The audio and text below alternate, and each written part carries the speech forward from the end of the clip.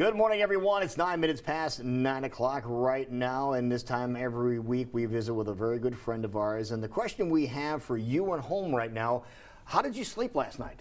Did you toss and turn all night long? Are you still sleeping? Did you, when the alarm went off early this morning, did you hit snooze? And then when that 6 or 8 minutes ran out and it rang again, you hit snooze again. You skipped your more healthy morning routine just so you can get to work on time, get to do what you had to do on time. Well, Sheree Clark, Fork in the Road, Queen of all things healthy, here to help you get better prepared to get a good night's sleep.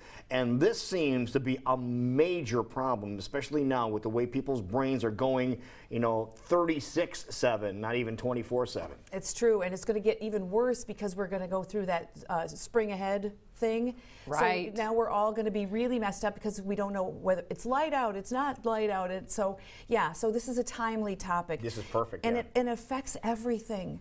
You know how it is when you're just tired and exhausted and spent, you're not in a good mood. You don't make good decisions about your food. You're not friendly. I don't want to be around you. So let's talk about some good sleep. We like your pajamas, by the way, okay? These are your nice PJs. You look like you're ready for a nap. You even got your pillow there.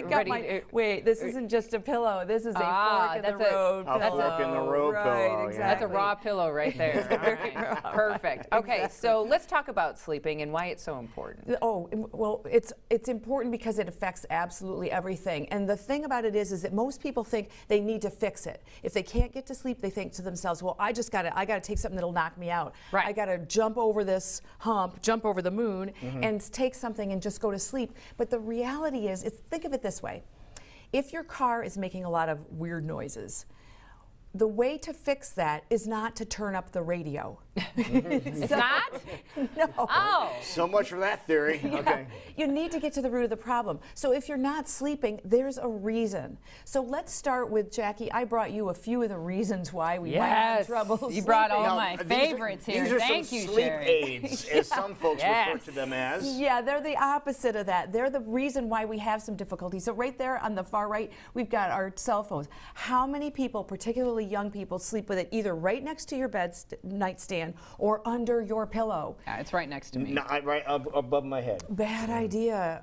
It's for a couple of reasons. The big one being the electromagnetic frequencies right close to your brain. We've seen the studies about that. We've seen how testicular cancer in men has gone up for men who wear their cell phones in their pockets. Oh, I was going to say, how can that affect if it's above my head? But We won't go there. If it's in your pocket, okay, go ahead. That's right. So you don't want that near your head. The other thing is it keeps you on high alert. You're kind of waiting. You go to sleep like waiting for a text to come in, waiting for a notification. You're waiting for that noise. That's true. Exactly. So let's not do that.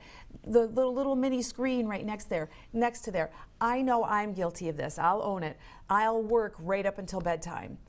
Bad idea because of the rays that are coming off of the monitor that are affecting your sleep, that are affecting the melatonin production. Now, do you use your device like that in bed? I do not use my device in bed.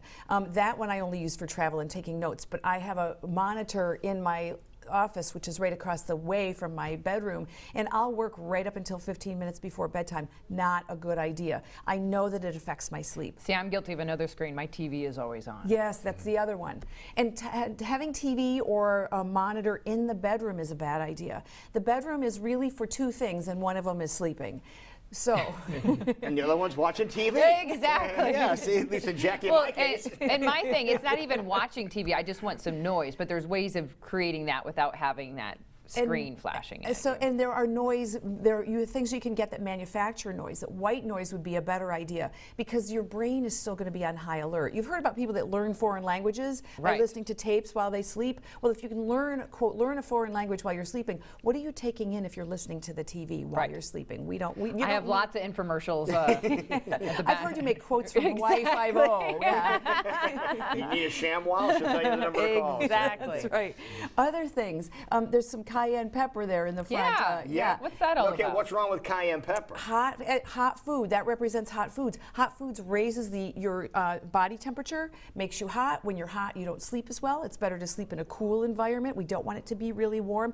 It's better to have fresh air and not have eaten a lot of hot foods before bed. I never heard that one. It makes you, and it's also agitating. It also kind of, it amps you up. Think about it. Eat Mexican What do you mean by food. that? Okay. Yeah, exactly. Would you have for breakfast? Yeah. Speaking of breakfast. We've got some hash browns over there. Yes. Now, is it the hash Perfect. brown that you're opposed to, or what it's cooked in? It's the fat. It's the bad fat. So that represents, I tried to get French fries this morning. They wouldn't give them to me, so I had to settle for the hash browns. So anything, fatty foods, fried foods, fast foods, those kinds of things. It takes the body a lot to digest it. When it's working hard at digesting at night, you're not sleeping. Chocolate bar. We love our chocolate. Yeah, don't be but knocking my chocolate. It's got caffeine in it. It's a stimulant. So too late in the day, you're going to be suffering.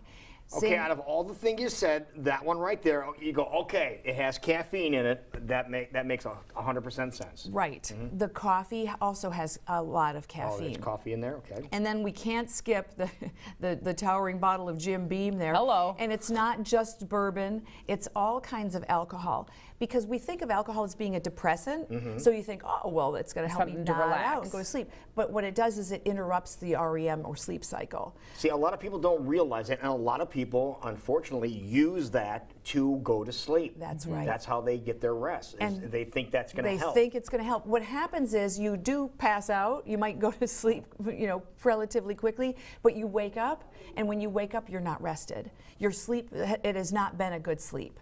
So all of those things are disruptive to sleep, and all of those things are unfortunately a really big part of our modern society. Our life, yeah, on a regular basis. So what do we need to do in a more healthy way to get a better night's sleep? Well, if you're going to do those things, my suggestion is pick the one that's most important to you and walk away from the others. I mean, I'm not asking anybody to live the life of a saint or a monk, but I am saying if you do all of those things, don't wonder why you're not sleeping at night. Okay. So the other option is to go then the other way. And the first thing, since I brought my pillow, I got my jammies because I want to make the point about your sleep environment. I think it's nice. I like to wear fun jammies. I like things that are comfortable. A lot of times people just throw on a t-shirt. Sometimes people don't throw on anything. It's up to you what you choose Whatever to wear. you feel is comfortable. Exactly. Look for breathable, natural fibers rather than polyesters because, again, we want to breathe. We want our skin to be able to breathe. We want air to circulate and that type of thing. If you haven't replaced your pillow in a lot of years, think about that. Sometimes your pillow, if it's really old, you've had it, you can't remember when you got it in college and now you're retiring, maybe replace that. If your neck is sore in the morning, if you feel creaky, bedding, the bed itself, look at those kinds of things as a starting place. Then let's look at our aids. Notice how I left that till last. Let's look for the trouble. Let's don't turn up the radio on the car, so to speak. So the low-hanging fruit would be obviously something as simple as a chamomile tea. There are other herbs that are really great for sleep. Passion flower, valerian, lavender, those are all, they make nice teas. It's a really easy solution. Now, what happens when you drink this kind of tea? Because to be honest, I haven't experienced this kind of tea. I've seen them, and I probably have some at home, but will it help you go to sleep, like if you're taking a sleeping pill, or what? How does it operate? Not that extreme. For me, what it does is it's a couple of things. One, it becomes part of a ritual, which is another thing that helps with sleep. If you have a ritual before bed, take off your makeup, put on your jammies, shut down the screen, have a cup of chamomile tea or valerian tea or whatever it is that you choose to. To me, it's relaxing, it's soothing, but a caution is don't do it right before bed, because then you'll have to be up and go to the bathroom. Right. So, that was my next statement. Was Yeah. You probably have to do that. exactly. So be thoughtful about that, and you'll know from your own experiences how long it takes for that to happen. So other things that we can do, another supplement that I really like that people don't think about is magnesium.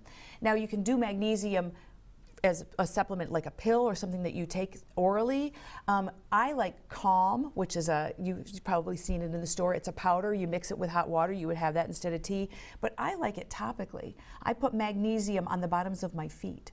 And what's that going to do? Think about magnesium. It's like milk of magnesia relaxes you. It's not going to make you, it won't do the same thing as milk of magnesia, but it's relaxing, it's calming, and so it helps with muscles if you have tight muscles. So I'll be darned. I never even heard of that before. it's awesome. It's a great solution because one of the reasons why we can't sleep too is we've got pain. If you've got joint pain, you're laying on your side and your hips hurt or your shoulder hurts or Right. your neck hurts. So that will be helpful. The other thing for topical is using essential oils. This one's I just picked an herbal blend. This one's Stress Away. You can get the single oils like lavender. There's chamomile essential oil. There's all kinds of things. But pick one that has a nice fragrance for you. Put it on your neck. If it's a spray, spray it on your pillow. aromatherapy is really great for helping us get to sleep. And they're becoming more and more available too. Yeah. A lot of places are carrying them. Very, yeah. And pick the one that you like. Just go and sniff in the store. All kinds of other things that we've got. This one is theanine. This is the ingredient in tea. It's extracted. Tea has, if you drink green tea, it's got caffeine in it. This is theanine. It's extracted from the tea without the caffeine. Mm-hmm. Sometimes people can't sleep because they have nutritional deficiencies. Iron is a good example of one. A full vegetable iron supplement is a good solution. This one I really like. This one I think is called Deep Sleep. Yep. Deep Sleep is really, it's a nice herbal remedy. There's passion flower, some valerian in there. It doesn't knock you out. It just makes you kind of drift off. I'm going to skip over here to sleep through. Sometimes people have a hard time getting to sleep. Other times people have a hard time staying asleep. Right. So deciding which one is your issue is the important thing. Again, looking to the root of the problem. Last one I want to talk about is melatonin. And the reason I saved it until last is it's not something I recommend to the average bear.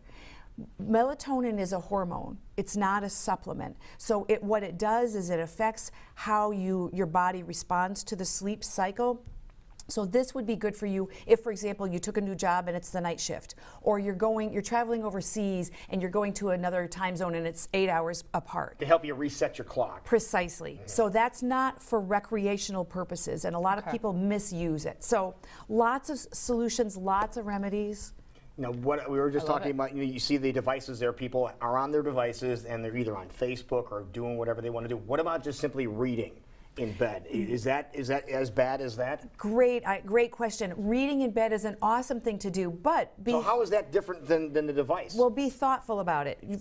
I want to make sure that you're not reading a horror story. So make sure that what you read is going to help you be calm. You don't want to read something that's a page turner and you're going to read one more chapter and you stay up and then you're amped. But the difference is that a paper book doesn't have the electromagnetic frequencies. It doesn't have the blue ray light. It doesn't stimulate the eyes the same way, and the light level in the room is going to be lower. You just have your night light on and you're reading your book. You close it and you go to sleep, as opposed to this, which is also has a little bit of this power. How many times have we gone on the internet and gotten stuck in a bunny hole? Right. And then before you know it, it's 3 hours later. Right. All right. All too often. Yes. All right. Now, great advice here. Now, if people want to get more information on this or get reminded of some of the things you talked about, what's the best way they can do that? Well, if it's before 10 o'clock, you can email me at info@fork-road.com. And if you're going to visit my website, you'd go to www.fork-road.com and sign up for my e-zine. And this month we're talking about depression, and sleep plays a role in people's depression. Big time. So All right. it's Wonderful. a big circle. Thank you for the great advice. You're Thank welcome. you so much. I'll just, You'll just take that and we'll be back. Maybe in just a couple minutes.